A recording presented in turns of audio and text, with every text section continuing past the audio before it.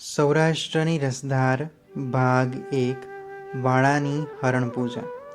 હરણાના ટોળા હાલ્યા જતા હોય પણ સોરઠનો વાળો કાઠી કે વાળો રાજપૂત તેના ઉપર ઘા કરતો નથી. વાળાની સીમોમાં એ સુવાળા પશુ નિર્ભયપણે ચારો કરે છે. એનો શિકાર કરવા આવનારને સાચો વાળો રાજપૂત પ્રાણ સાટે પણ ગોળી છોડવા દેતો નથી. વાળો હરણાને પૂજે છે. જૂના કાળમાં હરણાએ એના વંશ સાટું જીવ દીધા હતા.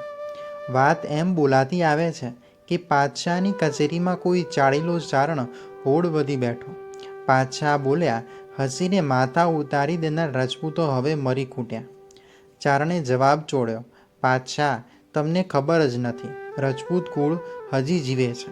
એવા પડ્યા છે કે એક સામટા 7 દીકરાના શિર વધેરી લ્યો તો એ હસતા હસતા સાતેના મોત ઓળઘોળ કરે અને સાતેની આંખો પગ હેઠળ ચાંપે. આંખમાંથી એક આંસુ એ ન દળવા દે. ચારણનો ગર્વ પાતશાહથી ખમાયો નહીં. કચેરીના લોકો પણ આ બોલને વળતોળ્યા સમજીને દાંત કાઢવા લાગ્યા. ચારણે ફરીવાર પડકાર્યું, 7 દીકરાની આંખ્યું હસતા હસતા પગ હેઠળ ચાંપનાર હઠાળા રાજપૂતો પડ્યા છે અને પાતશાહ વખના પારખા ન હોય. દાંત કાઢીને કોઈ રજપૂતોને બદનામી દ્યોમાં બાપ. ચારણીની કુલ દેખીને ચડસે ચડેલું પાતશાહ પૂછે છે, એવો કોઈ રજપૂત ન મિલે તો ગઢવા તમે શું હારો? હું હારું મારા પંડના દીકરા. ઠીક ચારણ, આજથી તમારા દીકરાને અમારી અટકાયતમાં લેખજો. આજથી 6 મહિનાની અવધ આપું છું. લઈ આવો એવા રાજપૂતને એના સાથે 7 દીકરાને શોધતો અને શરત પાડી બતાવો. રજપૂતને હું 2 પાસે રમીએ. એના 7 દીકરાના ડોકા ઉડે ને રમતો રમતો બાપ એની આંખો ચાંપે. ફેર પડે તો તારા દીકરાને પણ જલ્લાદ પાસે કપાવો. જા ગોતી આવ. 7 પુત્રોને બંદીખાને સોંપીને ચારણ ચાલ્યો નીકળ્યો. ગામો ગામ ને રાજે રાજમાં આથડે છે. ક્ષત્રિયોની પાસે એકસાથે 7 પુત્રોના માથાનો સવાલ કરે છે. જે સાંભળે છે તે હાહાકાર કરી ઉઠે છે. પેટના દીકરાને કપાવી નાખવાનું કોનું હૈયું કબૂલે? ગઢવી કાઠિયાવાડમાં વડા ગામમાં આવી પહોંચ્યો. એ ગામમાં વાળો રાજ કરે. વાળાએ ચારણનો સવાલ સાંભળીને 7 દીકરાને બોલાવ્યા. 7 જણે શિર ઝુકાવ્યા. બાપુનો બોલ માથે ચડાવ્યો. 7 હસીને બોલી ઉઠ્યા, બાપુ, એમાં આવડી બધી સમજાવટ શા કારણે? 7 દીકરાને અને એના પિતાને સાથે લઈને ચારણ દિલ્હી નગરમાં મુદત પહેલાં એક જ દિવસે આવી પહોંચ્યો. કચેરીમાં જઈને હાકલ કરી, જય હો ક્ષત્રિય જાતનો. પાતશાહ તાજુબ બન્યો, પણ એટલેથી ઠગાય તેવો તે પાતશાહ નહોતો. એણે 7 ક્ષત્રિયપુત્રોને બોલાવી કહ્યું, આ મશ્કરી ન સમજતા. કાલ સવારે તમારા માથા આ કચેરીમાં ટીંગાતા હશે. 7 જણાએ જવાબમાં ફક્ત હસ્યા જ કર્યું. પાતશાહે ફરી ફાંકા માર્યા, બેવકૂફ બાળકો, વિચાર તો કરો. રજપૂતોએ હસ્યા જ કર્યો. વાળા દરબાર તરફ જોઈને ખુશનભર્યા નેત્રે પાતશાહ બોલ્યો, દરબાર, દાન લેવાની રીત જાણો છો? જાણું છું, છતાં ફરમાવો.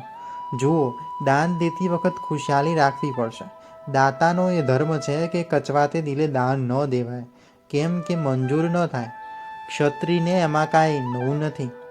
સુણો, કાલે સવારે આ મેળી ઉપર એક પછી એક તમારા બેટાઓના ડોકા પર તલવાર પડશે. એ અવાજ તમે સાંભળશો. એ સાંભળતા મારી સાથે તમારે ચોપાટ ખેલવી પડશે.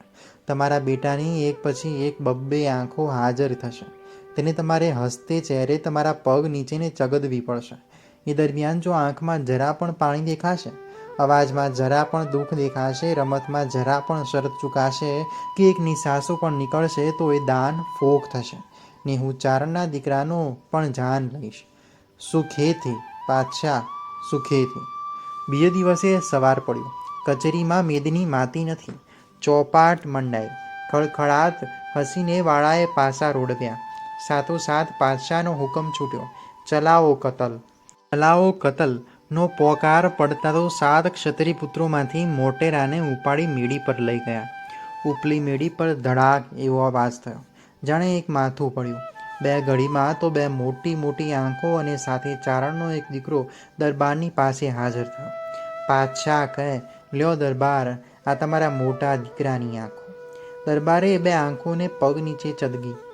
છૂટેલા ચારણપુત્રને માથે હાથ મેલ્યો ને ખુશખુશાલ દિલે હસતા હસતા ચોપાટ આગળ ચલાવી. બીજી વાર ધડાકો, લોહીની નીકો અને પોતાના બીજા બેટાની આંખો. બાપ આંખોને ઓળખીને ચગતતો જાય છે. છૂટેલા ચારણપુત્રને આશીર્વાદ દઈને રમત ખેલતો જાય છે. એની આંખમાં આંસુ નથી, મોંમાં નિશ્વાસ નથી, અંતરમાં ઉદાસી નથી. એમ 6 દીકરાની જીવનલીલા પૂરી થઈ. પાતશાહના ચહેરા પરથી નૂર ઉડી ગયું. ત્યાં તો 7મો ધડાકો થયો અને દરબારના હાથમાં આંખો આવી પહોંચી. બાપે એક કચરી નાખી, પણ ઓચિંતા એની આંખોમાંથી 2 આંસુ દળી પડ્યા. બસ, ખલાસ! પાતશાહ ઉકળીને તાળીઓ પાડતો પોકારી ઉઠ્યો, તમારી સખાવત ફોક ગઈ. પકડો એ સાતી ચારણોને ને ઉડાવી દો સાતીના ડોકા. વાળો રજપૂત ગરીબડો બનીને કહે, પાતશાહ, પહેલાં મારી કથા સાંભળી લ્યો. હું રોઈ પડ્યો તે મારા દીકરાને માટે નહીં. ત્યારે આ નાનેરો બાળ મારો નથી, એ પરાય દીકરો છે. મને વિચાર આવ્યો કે અરે રે, આ તો એક માણસનો જીવ ઉગારવા બીજા એક પરાયા બાળકને જ મારવું પડ્યું. એક વધુ દીકરો હોત તો પારકા પેટની હત્યા ન થાત. એવા ખેદથી જ મારાથી રોઈ જવાયું. હું સૂરજની સાખે કહું છું, આ 7મો દીકરો તમારો નહોતો? સમજાવું, મારે 6 જ દીકરા હતા. એક દિવસ પરોઢિયો હું ગામને પાદર દિશાએ ગયો. ત્યાં એક બાળકનું રોવું કાને પડ્યું. જોઉં તો વડલાના પોલાણમાં તાજું જન્મેલું એક બચ્ચું સૂતેલું અને ડોકમાં એક ચિઠ્ઠી બાંધેલી. ચિઠ્ઠીમાં લખ્યું હતું કે આ ચારણનો બાળક છે. એના બાપને જોશીએ કહેલું કે દીકરાનું મોં જોઈશ તો આંધળો થઈશ. અમારું મવાડું અહીં નીકળેલું. અહીંના બાળક અવતર્યો એટલે અહીં અને રોઢો મૂકીને અમે ચાલ્યા જઈએ છીએ. ચારણ છે, બચાવશો તો પુણ્ય થશે. આ બાળકને હું ઘેર લાવ્યો, ઉછેરીને મોટો કર્યો. જગતે જાણ્યું કે એ મારો જ દીકરો છે. જહાંપના, આજ રોઉં છું, કારણ કે એ દીકરાની ખોટે આજ એ નાનેથી ઉછરેલા એક પારકા દીકરાનો પ્રાણ ગયો. શાબાશ, શાબાશ! ગભરાશો નહીં.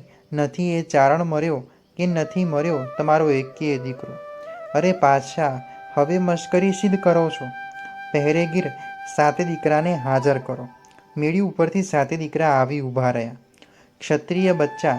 પાતશાહ લોહીનો તરસ્યો નથી, એને કસોટી કરવી હતી. ત્યારે આંખો કોની? મારા દીકરાને બદલે કોણે મર્યું? 7 હરણા. આજથી એ પરગજુ હરણા મારે ને મારા તમામ વંશજોને પૂજવવાના પ્રાણીઓ બન્યા. કચેરીમાં પાતશાહે પિતા પુત્રોને ઊંચા સરપાવ બક્ષ્યા. તેની બેસુમાર તારીફ કરી અને પાછા કાઠિયાવાડ વળાવ્યા.